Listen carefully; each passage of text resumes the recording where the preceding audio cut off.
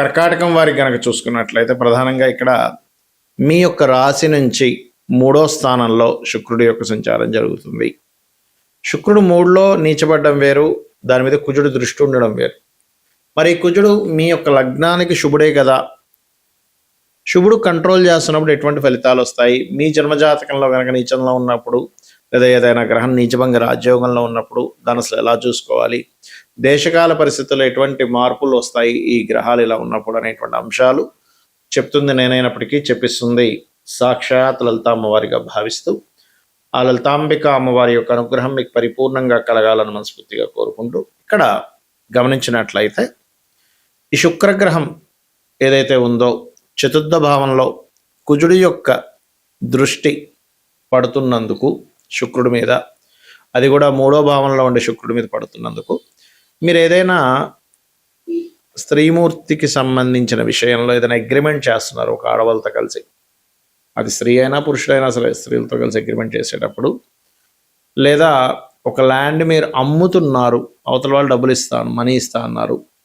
ఆ ధనం కొంత ఇచ్చి మీకు మళ్ళీ మిగతావన్నీ ఇచ్చేస్తామండి అని కొన్ని రాసుకుని ఉంటాం. అటువంటి విషయాల్లోని అదేవిధంగా 12వ భావంలో కుజుడుండి శుక్రుడి మీద దృష్టి పడుతున్నందుకు ఇది ఒక రకంగా చెప్పాలంటే మీ యొక్క లగ్నానికి కుజుడు యోగకారకుడు 12లో ఉన్నాడు.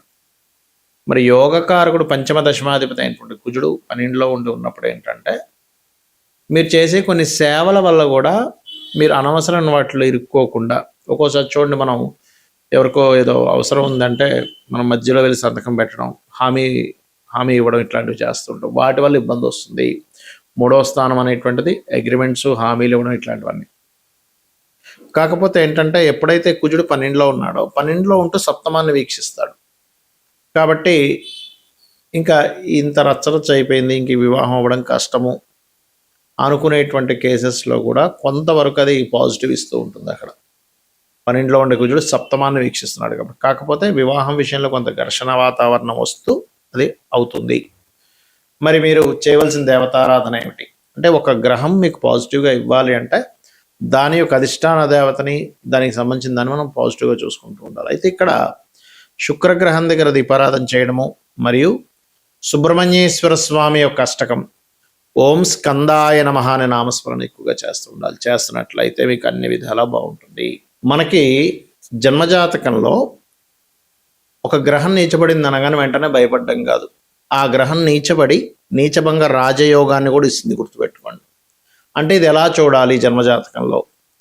ఉదాహరణకి ఒక్కొక్క గ్రహానికి ఒక్కొక్క స్థానం నీచ స్థానంగా చెప్పారు, అదే గ్రహానికి ఆపోజిట్ సైన్లో ఉచ్చ స్థానంగా చెప్పారు. అంటే ఎలా అంటే ఇప్పుడు రవి ఉన్నాడు అనుకోండి, రవి తులలో నీచ, కానీ ఎగ్జాక్ట్లీ 7th హౌస్ మేషంలో ఉచ్చ స్థానం, అందులో మళ్ళీ పరమోచ్చ స్థానము అనేటువంటి కొన్ని డిగ్రీలు కూడా చెప్పారు. అయితే ఇక్కడ చంద్రుడు వృషభంలో ఉచ్చైతే వృశ్చికంలో నీచ, శుక్రుడు మీనంలో ఉచ్చ స్థానం అయితే కన్యా రాశిలో నీచ, బుధుడికి కన్యారాశిలో ఉచ్చైతే నీచ స్థానం అనేటువంటి మీనం అవుతుంది. మరియు ఈ శనికి చూడండి అన్ని రవి శనులకి రెండింటికి ఆపోజిట్ అవుతుంది. చూడండి మేషంలో నీచైతే అక్కడ రవికి ఉచ్చైంది కదా, మేషంలో నీచైతే శనికి తులారాశిలో ఉచ్చస్థానం అవుతుంది. అదే రకంగా గురువుకి కర్కాటకంలో ఉచ్చస్థానం అయితే మకరంలో నీచ.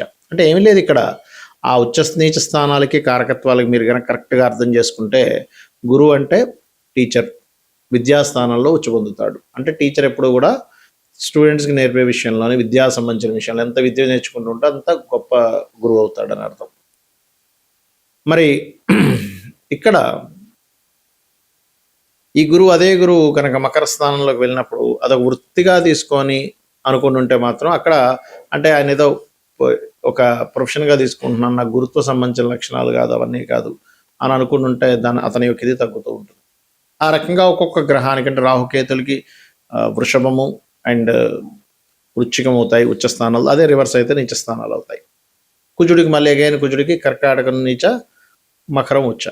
అయితే ఇక్కడ ఎప్పుడు కూడా మీ జన్మజాతకంలో మీకు 12 లగ్నాల్లో అంటే మేషం నుంచి మీనం వరకు ఉండే లగ్నాల్లో ఏ లగ్నం అయిందో ముందు చూసుకొని, ఒక గ్రహం నీచబడింది, ఫైన్ నీచబడింది, ఆ యొక్క మహాదశలు అంతర్దశలు వచ్చినప్పుడు కొంత ఇబ్బందికరంగా కొంత స్ట్రెస్ఫుల్గా ఉంటుంది, రైట్.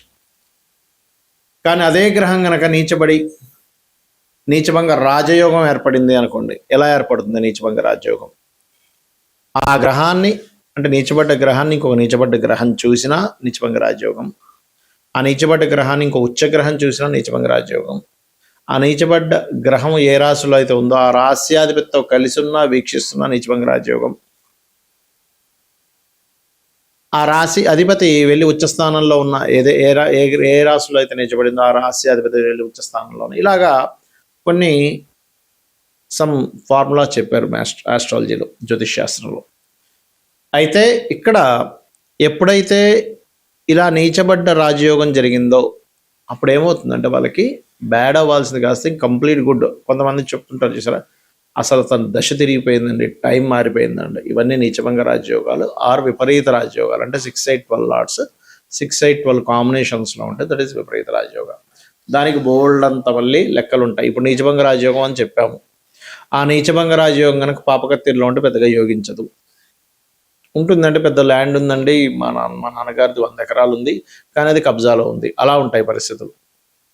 చాలా పెద్ద బిల్డింగ్ ఉందండి, కానీ రెంట్లు రావట్లేదు. లేకపోతే చాలా పెద్ద టాలెంటెడ్ పర్సన్ అండి, కానీ ఉద్యోగం రావట్లేదు. ఇలా ఉంటాయి పాపకత్తెల్లో ఉన్నప్పుడు. కాబట్టి మీరు ఎప్పుడైనా సరే మీ జన్మజాతకంలో ఒక గ్రహం నీచంలో ఉందనగానే వెంటనే కంగారు పడ్డం కాదు. అది నిజంగానే నీచంలో ఉందా, నీచభంగ రాజయోగం ఏర్పడిందా? Point number 1. రెండో పాయింట్, ఆ నీచపడ్డ గ్రహం నీచభంగ రాజయోగం ఏర్పడలేదు, అసలు ఆ మహాదశ వచ్చిందా రాలేదా, లేకపోతే చిన్నప్పుడు అయిపోయిందా, లేకపోతే ఎప్పుడో 90 ఏళ్ళకు 100 ఏళ్ళకు ఉందా, అది చెక్ చేసుకోవాలి. మూడో ముఖ్యమైన పాయింట్ ఏంటంటే అది ఏ కండిషన్లో ఉంది. నీచభంగ రాజయోగం ఉన్నా నీచంలో ఉన్నా, ఒక్కోసారి నీచంలో ఉన్న శుభకర్తెల్లో ఉంటే నీచ ఫలితాలు తగ్గిపోతాయి. ఒకవేళ ఉచ్చస్థానంలో ఉన్న పాపకత్తెల్లో ఉంటే ఉచ్చ ఫలితాలు తగ్గిపోతాయి. గుర్తుపెట్టుకోండి. అంటే అటు ఇటు ఉండేటువంటి గ్రహాలు, అంటే ఉదాహరణకి శని నీచంలో ఉన్నాడు మేషంలో, కానీ వృషభంలో ఒక మంచి గ్రహము, మీనంలో ఒక మంచి గ్రహం ఉందనుకోండి. వృషభంలో శుక్రుడు, మీనంలో గురువు ఉన్నాడు అనుకోండి. అప్పుడు ఏమైపోయింది, 2 శుభగ్రహాల మధ్యన పడ్డప్పుడు అది ఆటోమేటిక్గా మంచి ఫలితాలు ఇస్తుంది. ఈ రకంగా చూసుకోవాలి. అయితే ఎప్పుడైనా శుక్రుడు కేతుతో ఉన్న శుక్రుడు నీచబడ్డా, మనం గతంలో కూడా ఒకసారి చెప్పుకున్నాము, ఈ నెలల్లో ఈ ఫలితాలు వస్తాయని. స్త్రీల మీద అఘాయిత్యాలు ఎక్కువగా జరుగుతూ ఉంటాయి. కాబట్టి స్త్రీమూర్తిని, ఆడపిల్లని, అందులో ముఖ్యంగా ఇవాళ రేపు మనం చూస్తున్నాం చాలా చిన్న ఏజ్ పిల్లల వాళ్ళ మీద ఎఫెక్ట్ పడుతుంది. కాబట్టి ఈ ఒక జూలై, ఆగస్టు ఈ 2 నెలలు కూడా పర్టికులర్గా ఆడపిల్లని ఎక్కడికైనా పంపించేటప్పుడు ఖచ్చితంగా పెద్దవాళ్ళు తోడుగా ఉండండి. అది చిన్నపిల్లైనా పెద్ద అమ్మాయి అయినా సరే గుర్తుపెట్టుకోండి. ఎందుకంటే ఒక్కొక్క గ్రహానికి ఒక్కొక్క కారకత్వం ఇవ్వడం జరిగింది. శుక్రుడు ప్రధానంగా స్త్రీమూర్తికి కారకుడు, అమ్మవారికి స్వరూపంగా చెప్తూ ఉంటాము. లగ్జరీస్కి కారకుడు, అదేవిధంగా ఈ గృహానికి కారకుడు. కాబట్టి ఈ విషయంలో జాగ్రత్తగా ఉండండి. మరి ఏం చేయాలి, దీనికి పరిహారం ఏం చేయాలి? గోసేవ చేసుకోగలము అనుకుంటే తీపి చపాతీలు గోవుకు పెట్టడం మంచిది. దానం ఇవ్వగలము అని అనుకుంటే కందులు ఒకటి అండ్ మన ఈ యొక్క బొబ్బర్లు. అయితే శుక్రుడు ఎప్పుడైతే నీచ స్థానంలోకి వెళ్ళి కుజుడు యొక్క సంబంధం కలిగిందో రెసిషన్స్ అనేటువంటి వస్తాయి కొన్ని దేశాల్లో. శుక్రుడు ధనానికి కారకుడు, అయినటువంటి శుక్రుడు నీచ స్థానంలో ఉంటూ కుజుడు ఎప్పుడైతే వీక్షిస్తున్నాడో బయట చాలా కంట్రీస్లో, మంచి పెద్ద పెద్ద కంట్రీస్ అనుకునేటువంటి కంట్రీస్లో రెసిషన్ అనేటువంటిది రానుంది. గుర్తుపెట్టుకోండి, ఇది చాలా చాలా జాగ్రత్తగా ఉండాలి. అలాగే కాస్త వాహనం మీద వెళ్ళేటప్పుడు వాహనానికి కారకుడు శుక్రుడు కాబట్టి వాహన సంబంధమైన కారకుడికి కుజుడు దృష్టి ఉంది.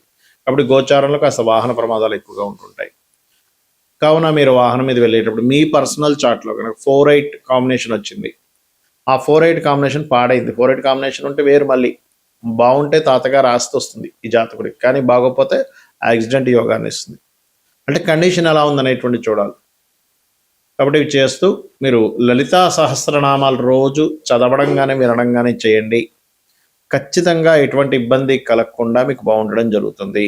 శ్రీమాత్రే నమః.